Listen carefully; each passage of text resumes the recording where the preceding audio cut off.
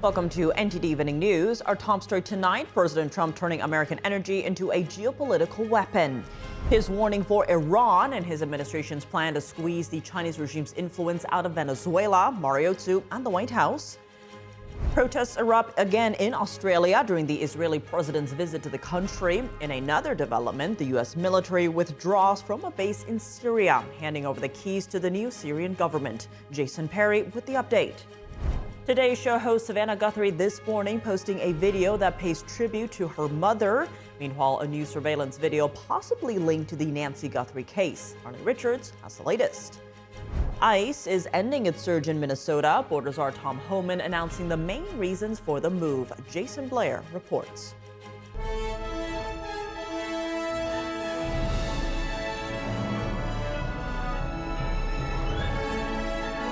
This is NTD Evening News, live from our global headquarters in New York City.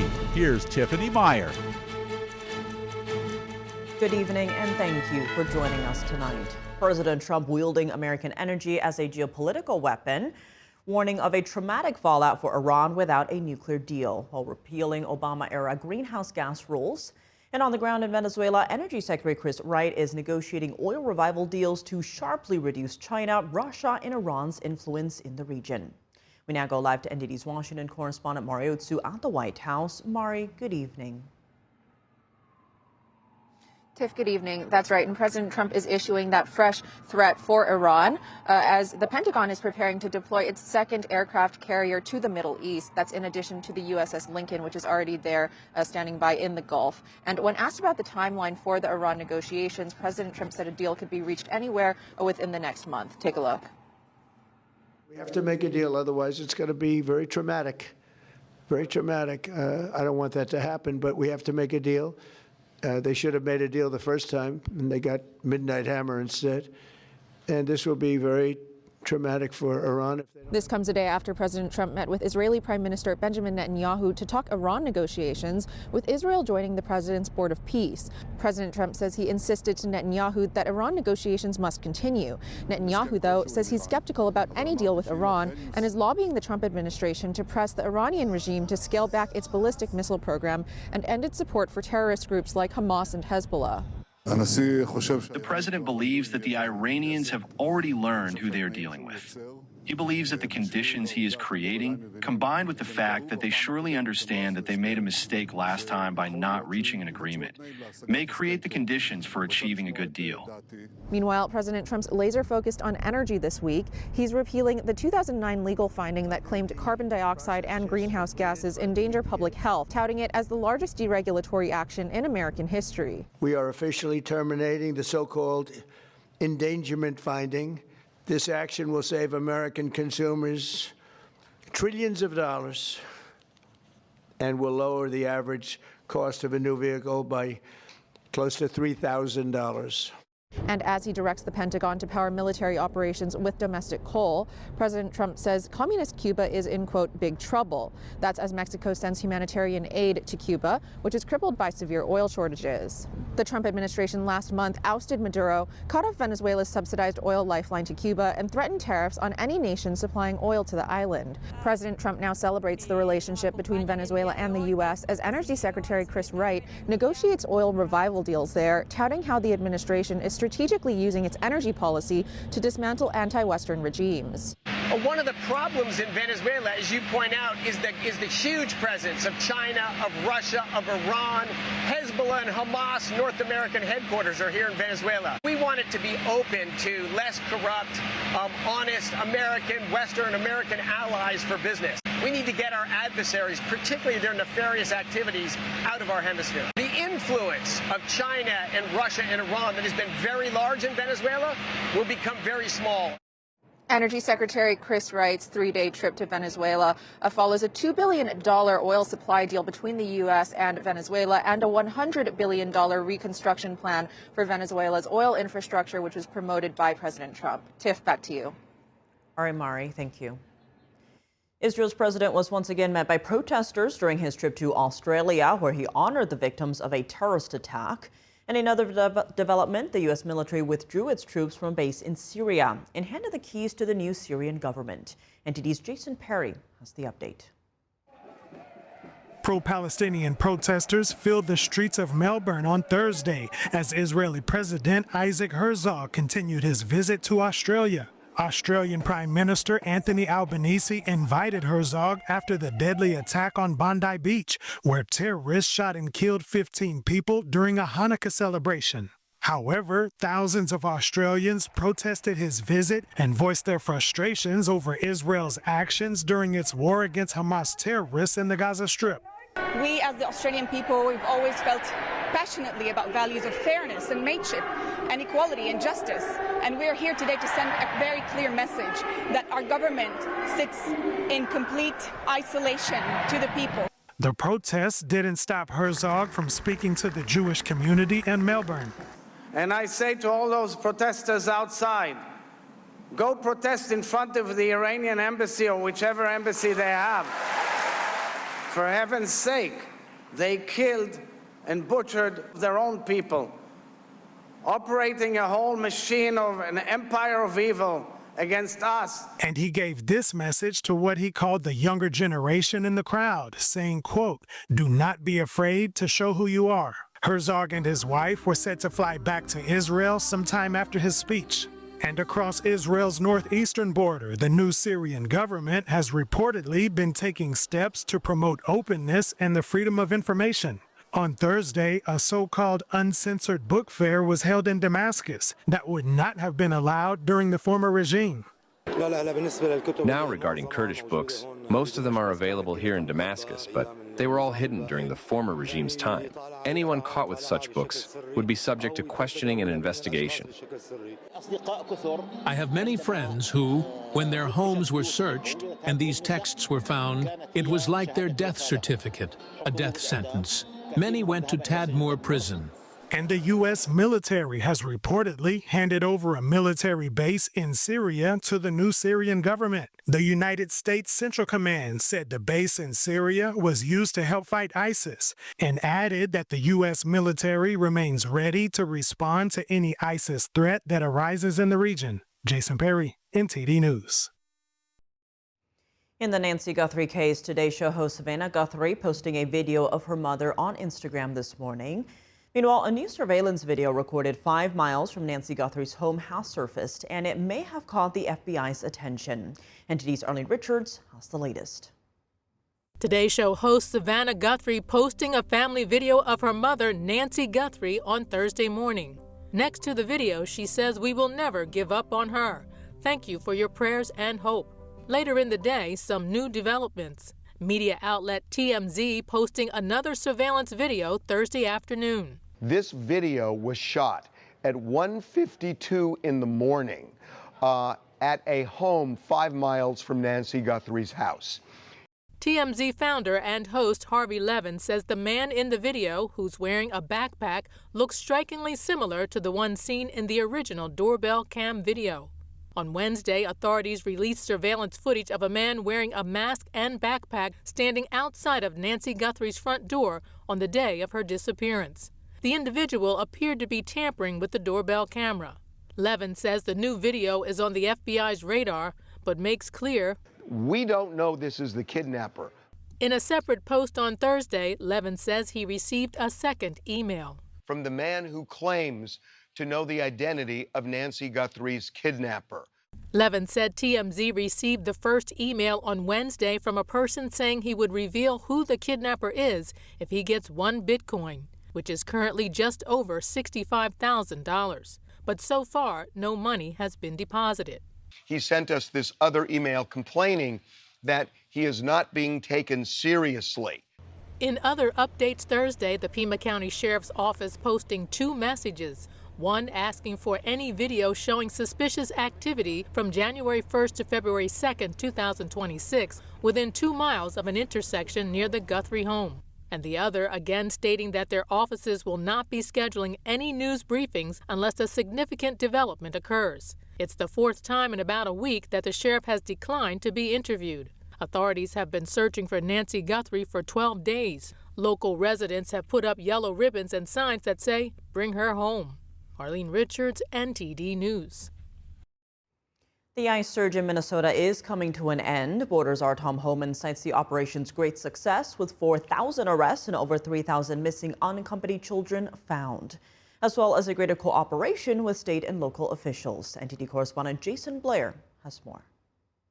The Twin Cities, Minnesota in general, are and will continue to be much safer for the communities here because of what we have accomplished. Border Czar Tom Homan announces the end of ICE Operation Metro Surge in Minnesota after a 10-week run. As a result of this surge operation, we have greatly reduced the number of targets for enforcement action, and many criminal aliens have been arrested and taken off the streets. Homan says some notable reasons the surge is ending is county jails are now notifying ICE when an illegal immigrant is being released, which is normal protocol in many other states. We now have the ability to arrest criminal aliens in the safety and security of jails throughout the state, as well as more help from state and local law enforcement when unlawful agitators act out against ICE agents making arrests and protesters who cross the line. I have also received commitments from state and local law enforcement that they will respond if federal law enforcement is being impeded or assaulted. Homan says the police have been following through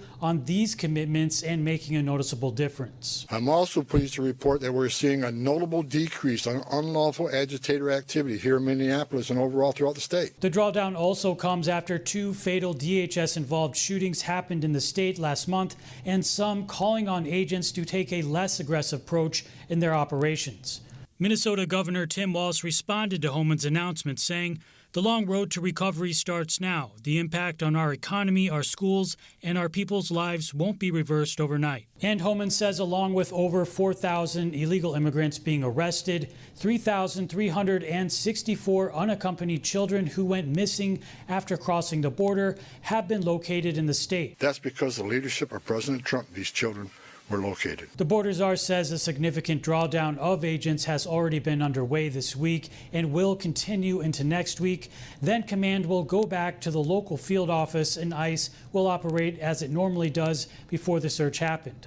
However, extra personnel investigating fraud and unlawful agitator activity will remain, as well as a small footprint to make sure agitator activity continues to decline and local law enforcement continue to help. I cannot remove law enforcement personnel while violence poses serious risk to our officers. I will not leave my officers in that position. Tom Homan says he'll remain in the state a little longer to oversee the drawdown. Jason Blair, NTD News.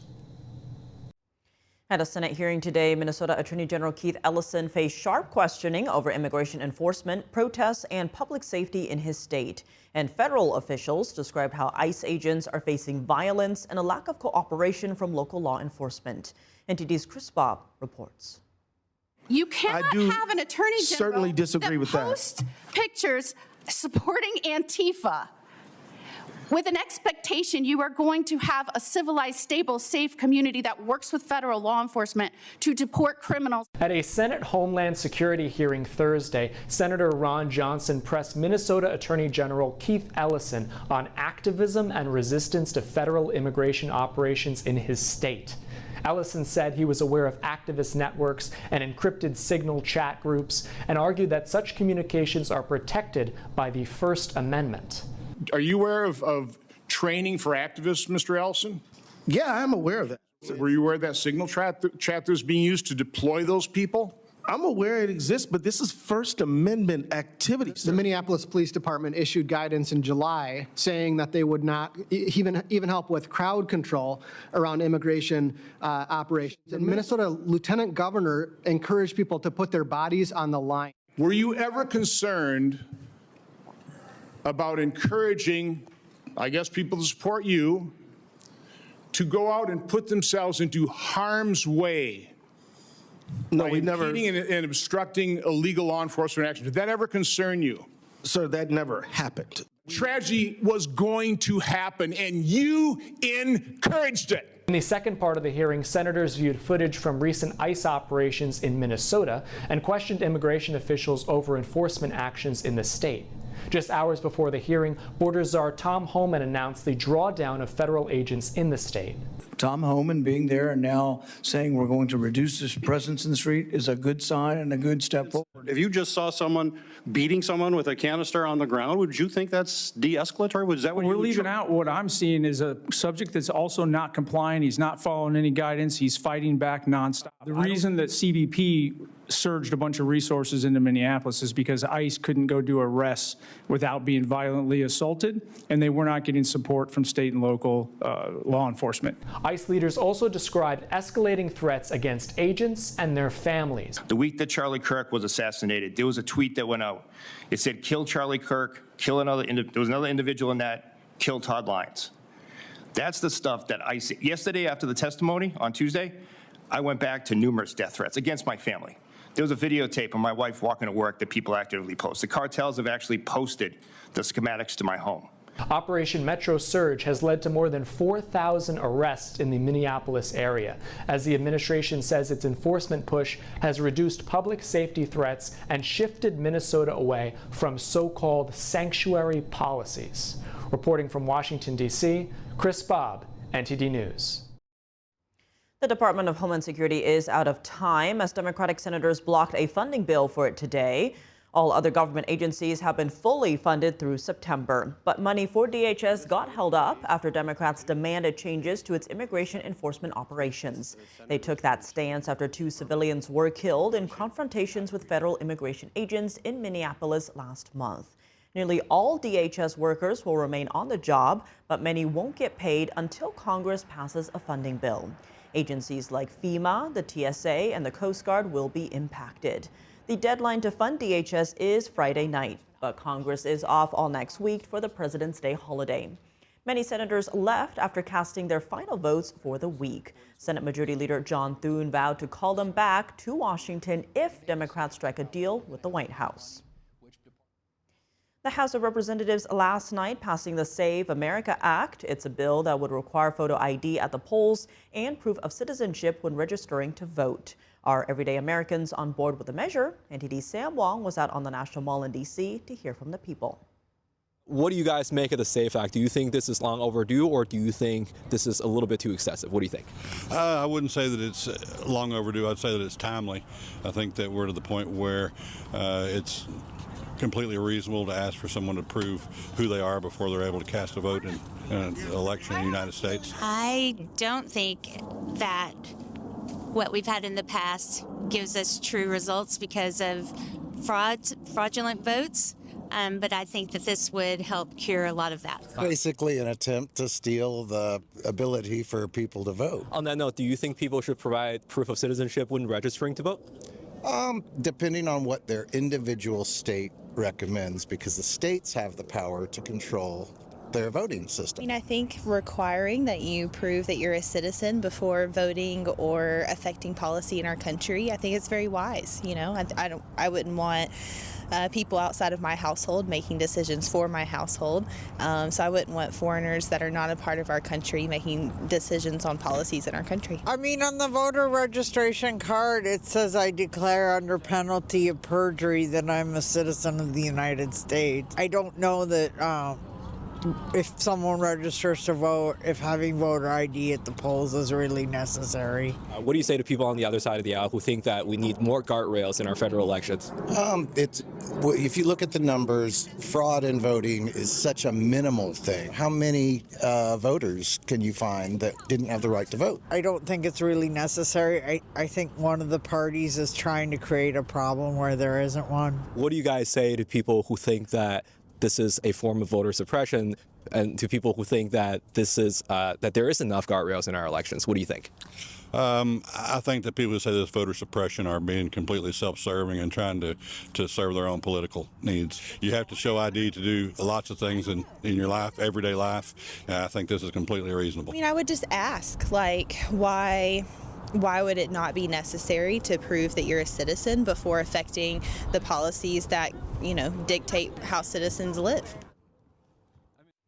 Coming up, the CIA targets China's military with a new recruitment push as Beijing purges its top generals. And here at home, the Pentagon moves to block China-linked farmland purchases. Jack Bradley reports.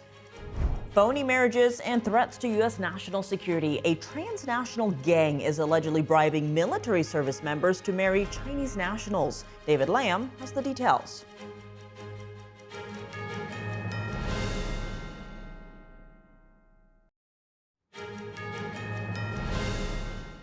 Welcome back. I'm Tiffany Meyer. The CIA is now openly trying to recruit Chinese military officers as informants. This comes just weeks after Beijing purged its top generals. NTD's Washington correspondent Jack Bradley has more.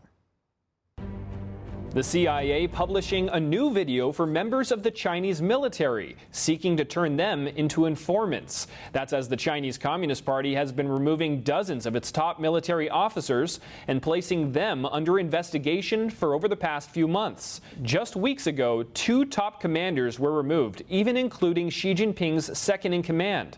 Look, if you're an officer in China right now, it may not have the most job security, and the CIA appears to be capitalizing on this with its new video showing a disillusioned mid-level Chinese officer and how he's fed up with the party. 但现在这些谎言壁垒逐渐坍塌，最后留下给我们的就是收拾残局。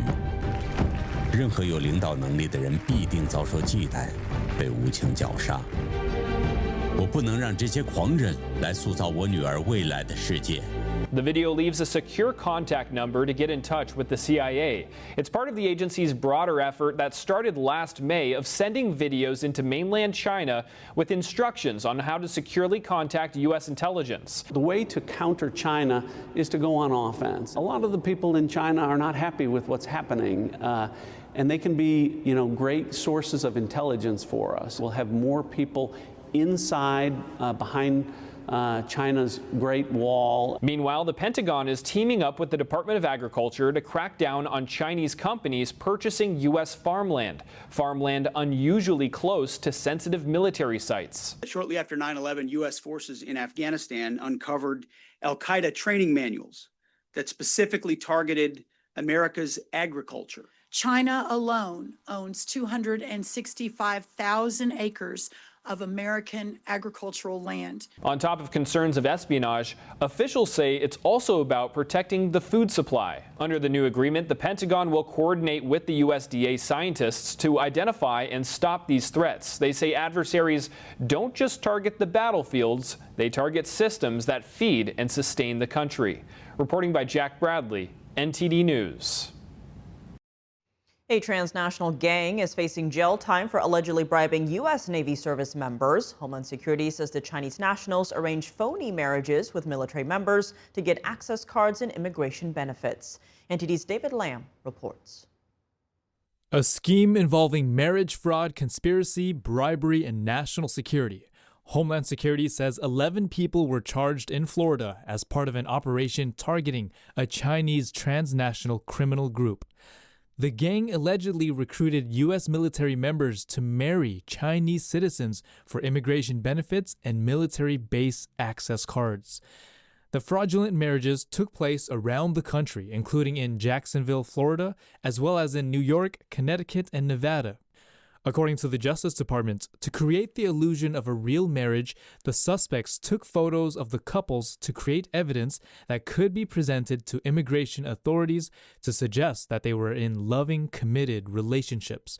Quote, in reality, the conspirators had agreed to a payment plan whereby the U.S. citizen's spouse would receive a cash payment upfront for marrying the Chinese national, a second payment when legal immigration status was obtained, and a final payment after the divorce. Homeland Security says 5 individuals have already been arrested and that authorities are pursuing the 6 remaining suspects. 5 people are charged with marriage fraud conspiracy between March 2024 and February 2025. Among them, several are charged with additional counts of bribery conspiracy, facing a maximum of 5 years in prison for each guilty conviction. 4 former U.S. Navy service members are awaiting sentencing hearings after pleading guilty for their involvement. Last February, Navy reservist Raymond Zumba allegedly brought 3 suspects to a naval air station after hours to receive ID cards for an under-the-table payment. They were arrested the following day. David Lamb, NTD News. How can the United States work to protect freedom and human rights at home and abroad? And what can Arctic frost and the persecution of Jimmy Lai tell us about remaining vigilant against the threat of tyranny? Hear from Senator Ted Cruz tonight on Capitol Report with Steve Lance at 7 p.m. Eastern Time. Coming up, an Obama-era decision by the EPA, known as the endangerment finding, has served as the basis for regulating greenhouse gas emissions in the U.S., including the creation of vehicle emission standards and more. It was repealed today by the Trump administration. A panel of guests join us to discuss the impact of this decision. Instagram's top executive testified in Los Angeles in a major trial over teen safety and mental health. The case could shape how social media companies are held accountable nationwide. Christina Corona reports.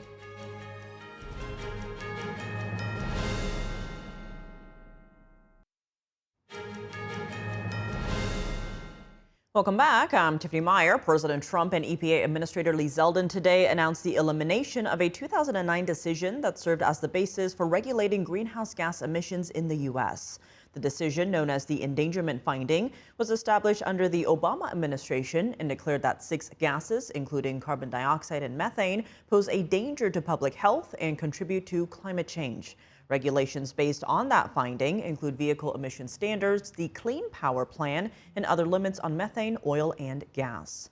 Joining us now to discuss the repeal of this finding are 2 fantastic guests. Former Trump EPA transition team member Steve Milloy is currently a senior fellow at the Energy and Environment Legal Institute. We're also joined by former Energy Department official Bart Marcois. He's the president of Marcois Partners International Corporation. Thank you both so much for being here. Steve, starting with you, how significant of a move is this, revoking the 2009 endangerment finding? You cannot overstate its significance. President Trump positioned this as the greatest deregulatory measure ever. I mean, that's true. Getting rid of this thing, if it holds in courts, will create trillions and trillions of dollars of benefits for this country, save us from the national security peril we are now in with China, where we've outsourced our energy economy to communist China in large part. So this is just, it's a magnificent move. It's long past due. Now we have to defend it in court. And Bart, your reaction to the move and the impact of this? Steve's absolutely right. And it's important that he mentioned China, because this finding underpinned the entire climate change agenda. It underpinned the switch from calling it global warming to calling it climate change, and to going to the Green New Deal and green power generation. And it was a huge, wet, sloppy kiss to the Chinese Communist Party, because everything that stemmed from this decision, the whole climate change economy of moving toward wind power and solar power and other alternative energies and what do you call it, flow batteries and all of those things were manufactured in China. None of them were manufactured in the United States. And it went away from coal, gas, and oil that the United States has been blessed with in abundance. And because it found, the EPA administrator made a finding that these gases endangered human health, it gave the government enormous power, frightful power, to regulate every aspect of American life. There's a lot to unpack here. Steve, first though, how could this play out in a state like California, and how will those changes trickle across the nation more broadly? Well, California is its own problem. The problem with California is that they tried to issue standards that they could nationalize. That has failed because with the EV mandate, for example, California wanted to nationalize that. President Trump and Congress ended that possibility. So California is always going to be crazy as long as it's run by Democrats. This is not really going to affect that. This is going to affect the rest of us. California has the highest gas prices, the highest energy prices. It's a lost cause as far as I'm concerned, but the rest of us are not. And so this will lower energy prices. This immediate rule will lower car prices. It will lower gas prices. It will allow for consumers to have more money that they can spend however they choose. the opportunity costs of climate change are going to be gained, not lost. So this is just a fantastic rule all around. And speaking of the rest of us, Bart, what are the immediate impacts we could see from this? Which industries will see the biggest changes? Well, I think you're also going to see not just car prices lowered, but you're going to see state emission standards changed, and you're not going to have older cars be kicked out of service so early anymore. You're going to see people able to hold on to their cars for a much longer period of time. And that's especially important for people who live at the bottom end of the economic scale. When I was a struggling teenager and working my way through college, I depended on being able to buy literally a car for $100, a car for $300. I wouldn't be allowed to drive a car like that today. It could never pass the emission standards. And so, and as far as other industries, the cement industry, the trucking industry, anything that depends on automotive things, anything that is carbon intensive, nearly every industry in America is going to feel an enormous weight lifted from their shoulders and released. I mean, it's like they've been trying to swim with bags of concrete tied to their wrists and their ankles. And Steve, the president of the New York-based Environmental Defense Fund said this action will only lead to more of this pollution, and that will lead to higher costs and real harms for American families. Your response to that? Yeah, first off, greenhouse gas emissions are not pollution. They're colorless, odorless. Carbon dioxide itself is plant food, essential for feeding the 8 billion people we have on the planet. Gas prices will come down. Car prices will come down. The average age of a car on the road today is 12 years. In the 70s, it was 5 years. If people turn over their cars more often, car prices will come down. It's just be better for the economy. And plus, there's construction equipment will be cheaper. It will work better. Truckers, they were coming after truckers. Truck costs are going to remain low. This rule is just going to help our economy work. Think back to the Biden climate rules and the inflation they caused and the destruction in our economy that happened then. And Bart, talk to us about the financial aspect here. What are the expected savings as a result of this move? How much can Americans expect to save? Oh, I can't even calculate it because every single thing that we purchase has been made more expensive by this rule. And I want to just point out, if I may, the awesome, in the old sense of the word, the frightening power that an unelected bureaucrat has. This finding, this rule was not made by the Congress. It wasn't made by the president in an executive order. It was a finding signed by the EPA administrator. And I'll bet you nobody but Steve or me can tell you even the name of that EPA administrator. And I'll confess, I had to look it up because I couldn't remember. It was Lisa Jackson. Nobody even remembers her, but she signed this finding into law. And this little thing, just saying, we find that these 6 gases endanger human health, created a $1 trillion break or weight on the economy. Every single thing, housing costs, everything you can imagine was made more expensive because we're sitting here trying to regulate carbon dioxide, which, as Steve pointed out, is a plant food. It's necessary for life. It's part of the green revolution. And as carbon dioxide levels have increased over the past decades, you've seen the greening of the world increase. I flew over North Africa, I don't know, 3 years ago, when I was there as an election observer, and I was shocked at the green I saw in the North African desert that used to be completely brown, and there were spots of green where there never were before. These are not pollutants, and the other benefit of this is there are going to be lawsuits about this. The left will sue immediately, and I'll bet you dollars to donuts that 2007 Supreme Court decision gets reviewed and is overturned and reinterpreted. So even those series of lawsuits, I expect, will redound to the benefit of American citizens. And Steve, I want to go to your earlier point because China has benefited from this push for so-called renewable energy technology, especially dominating that sector. What does revoking this policy mean for the Chinese Communist Party? Well, this is bad news for them because their plan to disable our economy and our national security was to sell us wind and solar. Not only are they essentially the exclusive manufacturers of that, they also sabotaged that along with utility scale batteries. You know, there were batteries that had to be taken out of Camp Lejeune, North Carolina, a Marine base, because they had been sabotaged by Communist China. Communist China was green energy was soft power to just cripple our national security, cripple our economy. We still have a long way to go. We're still very vulnerable to Communist China, but this is a step in the right direction. And Bart, your thoughts on that?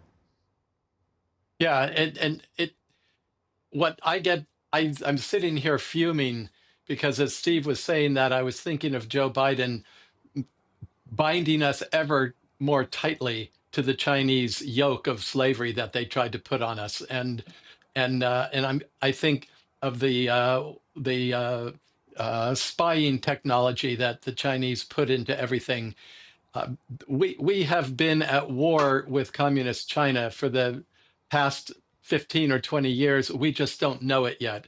In every possible way, they were trying to constrict us, to circumvent us, and to trammel us in a cage of their making, and we've now burst loose from it. Well, Bart McCoy, Steve Milloy, thank you both so much for joining us. Thanks for having me. Thank you. Instagram's top executive took the witness stand in Los Angeles this week in a closely watched trial. The plaintiff is accusing major social media platforms harm children's mental health. NTD's Christina Corona tells us more. Adam Mosseri, the head of Instagram, testified in court Wednesday in a case brought by a 20-year-old woman identified as Kaylee GM. She said she started using Instagram at age 9, later became addicted, and struggled with depression and body dysmorphia. Meta, the owner of Facebook and Instagram, and Google, the parent company of YouTube, are the two remaining defendants in the case, after TikTok and Snapchat reached settlements before the trial began. A central issue is whether social media can be considered addictive. Mosseri, who has led Instagram since 2018, acknowledged what he called problematic use, describing it as spending more time on the app than you want to or more than you feel good about. But he pushed back on the idea that people could be clinically addicted to the social media app. Plaintiff attorney Mark Lanier played an audio clip from a past podcast where Mosseri had said people could be addicted to any social media platform. Mosseri told the court he used the word too casually. Lanier also questioned Mosseri on Instagram's responsibility to protect minors, including internal debates over beauty filters. Emails shown in court revealed Meta leaders discussed banning filters that mimic plastic surgery, with some warning the company could be accused of putting growth over responsibility. Mosseri testified that Instagram later banned filters that promote plastic surgery in 2025, but said these decisions often involve balancing safety and user expectations. During cross-examination, Meta pushed back on the claim that Instagram is built to profit off teens. Mosseri said teens rarely click on ads and typically don't have much spending money, but Lanier argued young users can drive long-term profit. Meta CEO Mark Zuckerberg is expected to testify later in the trial. The outcome of this case could influence hundreds of similar lawsuits nationwide. Christina Corona, NTD News. And we have some breaking news related to the kidnapping of Nancy Guthrie. That's the mother of NBC host Savannah Guthrie. The FBI is increasing its reward up to $100,000 for information. It says the suspect is male, approximately 5'9" to 5'10", with an average build. In the doorbell video, he is wearing a black 25-liter Ozark Trail Hiker Pack backpack. The FBI is asking the public to call its tip line, 1-800-CALL-FBI, with more information to, quote, help us bring Nancy home. We'll keep you updated on this case as more information becomes available. Coming up at the Olympics, Team USA star Chloe Kim aims for a third straight gold in snowboarding, while the men's hockey team looks to start off with a win. Dave Martin joins us to discuss.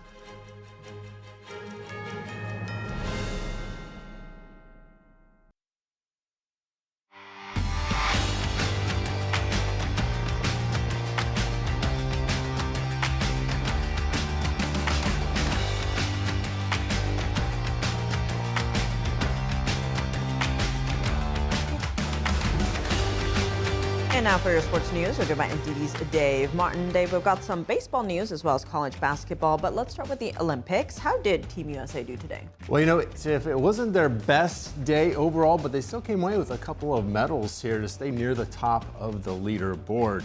Now, first off, Jessie Diggins took bronze in the women's cross-country 10-kilometer race, despite dealing with a very painful bruised ribs injury. Now, this is her 4th career Olympic medal, so big congratulations to her there. You can see her exhausted there on the screen. Now, also today in the women's snowboard half-pipe competition, Chloe Kim took silver. Now, she was the 2-time gold medal champion heading into these games. Unfortunately, she suffered a shoulder injury about a month ago that's soon going to require surgery. Still did very well, though, despite that, so big congratulations to her as well. So the U.S. got a pair of medals out of 9 medaling events today, and look at the leaderboard here. Norway still on top with those 7 golds. They've got 14 medals overall, which is tied with the USA for the second most. Italy with 17 medals overall with the most, but they are just behind Norway in total golds there. I got to tell you though, that women's cross-country race, Tiff, I mean, that is looks like one of the most exhausting races you could do. Up and down the mountain on those skis, it's not like the straight line that I was thinking it would be. As soon as they each reaches the finish line, I mean, they just collapse in exhaustion. It's true Olympic spirit right there, right? All right. Very impressive. Sounds intense. I was impressed. Elsewhere at the games, Team USA men's hockey squad played their first match today, beating Latvia. What are expectations for this team? Yeah, expectations here are pretty high. I would say for the U.S. team, probably to at least get a medal here. Now, they, along with Canada and Sweden, probably are the favorites. That the U.S. team had a good showing at last year's 4 Nations face-off. You remember they faced Canada twice, 2 very competitive games. U.S. split them, but Canada won the one for the final, so they won it there. This time around, though, these Olympics, we have NHL players playing for the first time in a dozen years. The U.S. has a very NHL-dominated team. Probably have the best goaltending group, starring Connor Hellebuyck, who's been named the NHL's best goaltender 2 straight years and 3 times overall. But the U.S., they have not medaled since 2010. If you remember, that was the year they took silver after that heartbreaking gold medal game loss, overtime loss, that was, to Canada there in the gold medal game. Now, meanwhile, they have not actually gone gold since 1980. Meanwhile, the women's hockey team plays in the quarterfinals starting tomorrow. The women's team has finished, they've at least got a medal in 7 straight Olympics. And again, in there, it almost always comes down to U.S. versus Canada. 6 of the 7 women's Olympic events have come down to a gold medal game, U.S. versus Canada. Canada has got them 4 of those 6 times. So, all right, they're good at hockey. Good luck to Team USA. Yeah.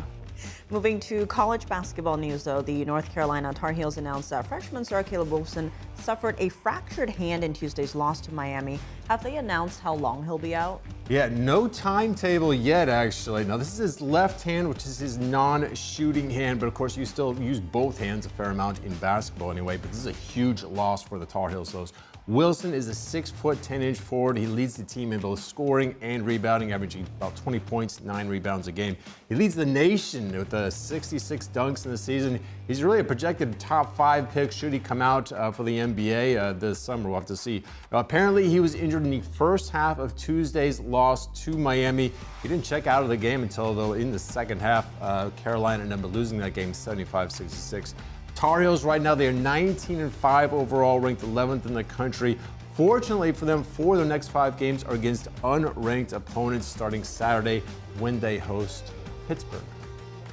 All right, well, shifting gears to Major League Baseball, the Philadelphia Phillies have released 2-time All-Star Nick Castellanos, who's expected to take his place in the outfield. Yeah, it looks like it's going to be Adolis Garcia, who they just signed in free agency about a month ago. Garcia just played for Texas. Now, regarding Castellanos, after he was released today, he addressed his benching in a game last season. This is in September. He said he was pulled for a defensive replacement in a game in Miami last September. He then brought a beer into the dugout, complained to the manager about team rules, but he said teammates confiscated the beer before he could take a sip. He then thanked his teammates for doing so. He was benched the next game, though, by the team. Now, meanwhile, Castellanos still owed $20 million for the upcoming season, minus whatever another team who signs him would actually pay for him, assuming someone signs him. I would think he's too good not to be.